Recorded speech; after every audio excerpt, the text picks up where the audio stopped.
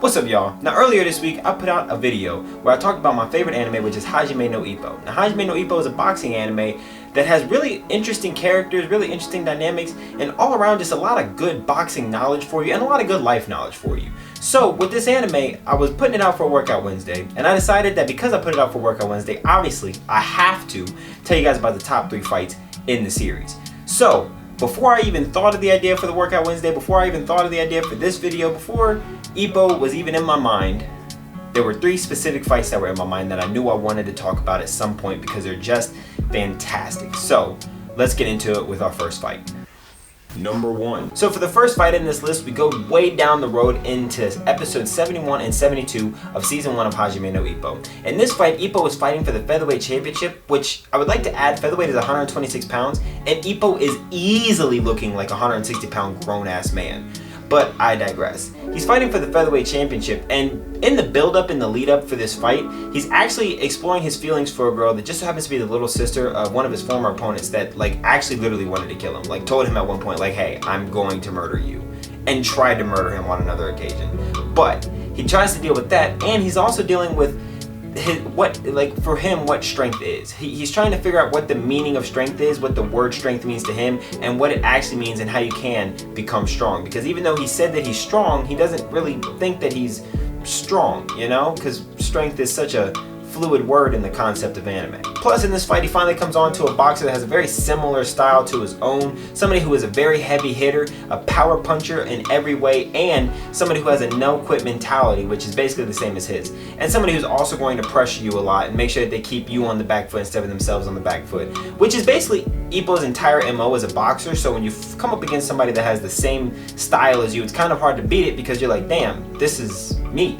Now when Ippo is faced up against a boxer with a similar style as his own, with a no-quit mentality, a must-win mentality, and he rivals Ippo's just drive for success and his drive of ambition, and on top of that he has found a way to counter Ippo's tool of success, which has been the Dempsey roll, you really start to see just how stressful the situation is for Ippo. I mean, there is no more, making a plan to win. There's no more finding a secret way out of it or using this new ability to win. It's just simply adversity. You just have to overcome it, It's a fight of who can get punched and get back up the most times. And you really start to see how Ippo processes that with his idea of what strength is. Because in his mind, just being strong isn't strength. And he's trying to figure out what strength is through this fight and what makes people strong, what makes them strong enough to be the champion, what makes you championship material. And as an added bonus on top of all of that, inside of this fantastically choreographed and animated fight scene, you also get some of the most devastatingly hard liver blows I've ever seen in all of anime. Even though this is an anime, you truly feel these liver blows through the screen. It makes you wince every time you see it. And they have some sound effects that every punch is just like bones cracking, and you're like, Jesus Christ. So these liver blows are intense. These guys were trying to turn each other's insides into smoothie paste for sure. This was such a fantastic fight, and I don't want to spoil how it goes or anything about it, but this is truly a fight in which you see 2 people who just have to face adversity, and it's basically just who can get smushed into the ground harder and then get up the quickest. And that's really a fantastic thing in a boxing anime when you have to watch people just overcome adversity round after round after round. So go check out episodes 71 and 72 of the first season of Hajime no Ippo for that fight. Number 2. Now, our second fight takes place in the second season of Hajime no Ippo, in the first 2 episodes where we follow Miyata, who is Ippo's rival and friend. He's Ippo's Sasuke. Bang, that's a good way to say it. So we follow Miyata, who has traveled abroad to hone his skills and to reinvent himself after he takes an L to Ippo, which it makes sense because Ippo is a literal tank with freakishly strong punches and a solid base underneath him, so he can take out way more punishment than Miyata. And Miyata's fighting style is more of that of a counterpuncher. He's somewhat of a frail fighter, if you will, where he's not built to take a lot of punishment. He's not built to take a lot of abuse. He's more so an elusive fighter where he uses his footwork, hand speed, and his very general ring knowledge to get around you, get in and out, throw some punches, and get back before you ever have a chance to get a hit off. And then if you do get a hit off, he's built for counter punching, so a slip and a punch or something along those lines. So Miyata chooses to reinvent himself as a fighter, and what he does is he goes abroad and he just fights everybody, and he decides to reinvent himself to a style that is more similar to an in-fighter, where he stays inside and he boxes a lot, and he tries to counter inside in close ranges, which is, if you know anything about boxing, is not a super easy thing to do because countering involves being able to slip, dodge, or get out of the way of the punch enough to get your hand in there to throw one. So he decides to use an in style of fighting, and what he does is he comes back from overseas and he challenges the champion in his weight class, and in typical Miyata fashion, he completely embarrasses and outclasses the champion shortly after making it look as though he might be, you know, getting beat. So Miyata actually beats the new champion by pulling out his new move, which he calls the Bloody Cross, which is an over-the-top counter cross, boom, like that, where he initially will take the punishment, but he will dish out a blow equally as hard because he's coming over you and downward. And so he invites Ippo to this fight, and it's no secret that he invited Ippo to this fight specifically to show him the Bloody Cross and show him that he now has a counter for him. And I think that really does a lot for the beef. Well, it's not really beef, it's more of a rivalry between Miyata and Ippo. So you get to see Miyata and Ippo have a rivalry, and then a friendship, and then now it's back to a rivalry because now Ippo sees that Miyata is coming up with ways to beat him. He is reinventing himself and trying to find new counters and new ways and new specialties in order to beat Ippo, and it fuels this rivalry for them that we actually never get to see because they just stopped making episodes. The manga is still going, but the anime has stopped, so we will probably never see Miyata and Ippo actually have a fight ever again because they just don't really care what the real fans want. This fight does a lot for the series and driving it forward because it shows you that all of them are trying to get better to achieve the goal of being a champion and to prove that they are the best one in the Kamigawa gym. And this also does a lot for Miyata because you kind of think he's a dick. Because in the first couple of episodes he like shrugs Ippo off, and then he loses to Ippo and he's like, yeah, no, this guy sucks and I hate him and he's gonna die. And so after this you kind of see that Miyata is just, he's not used to losing. And once he loses, it puts a chip on his shoulder and he finds out that he wants to be the best. And the only way to be the best is to beat the best. And this does a lot for his character and showing you that he might not just be a spoiled rich kid. Maybe he actually has a deeper character progression to himself than that. And it does a lot to fuel a rivalry that we never actually got cashed in on. If we got cashed in on the rivalry, I would definitely put this fight as one of the best in the series. But we don't get to see the rivalry finish. So that's unfortunate. Number 3. So for our third fight, we go to episodes 19, 20, and 21 of season 3 of Hajime no Ippo, and we really go back to what started it all with Takamura. Now, Takamura is really the start of the series because when Ippo is being bullied under the bridge, Takamura is the one that comes and rescues him.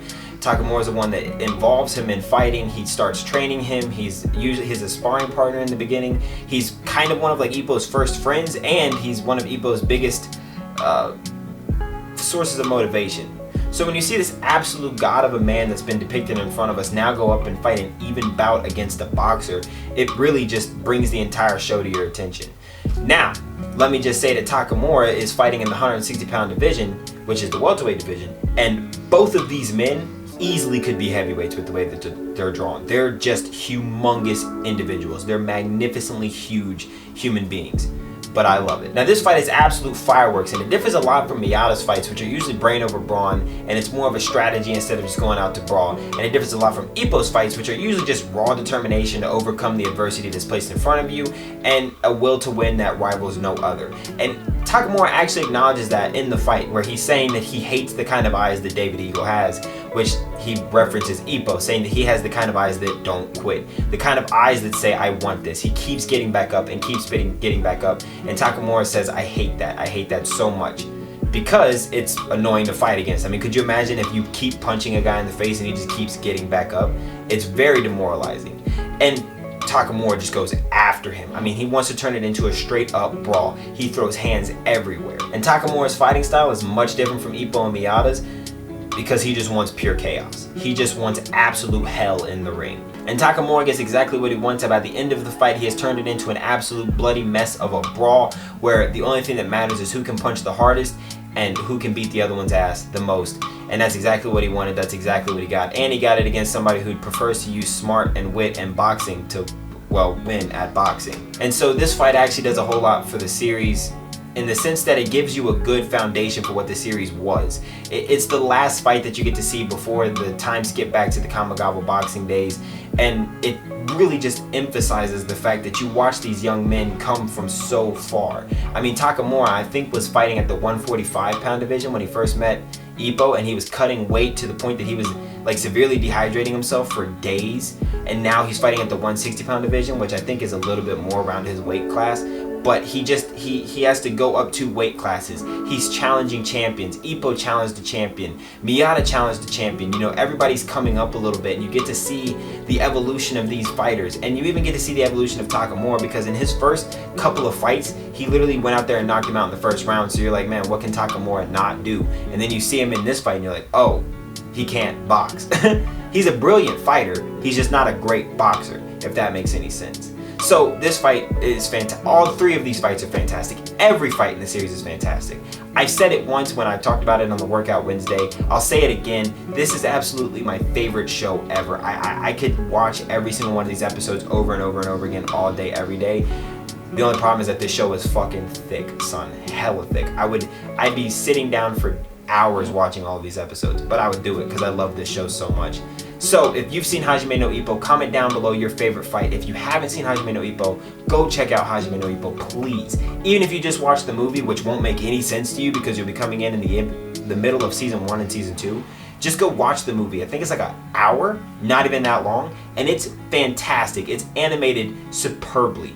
Just go check out any of it, anything, please. Just go watch Hajime no Ippo. It's one of the most amazing anime I've ever watched in my entire life, and I love every second of it.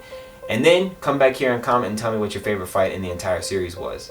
That's it for me, y'all. I'm getting out of here. My name's Kev, and I love y'all. Peace. Yeah.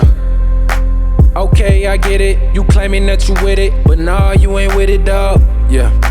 Yes, I'm committed. You want me to stop, but I never quit it, dawg. Hey. And I don't need nobody. Hey. But I want somebody. They all hate 'cause I'm all in. And that's why I'm about whatever, man. Spending money like it's gonna last forever, man. We living life 'cause we finna live forever, man. Live forever, man. Gonna live forever, man.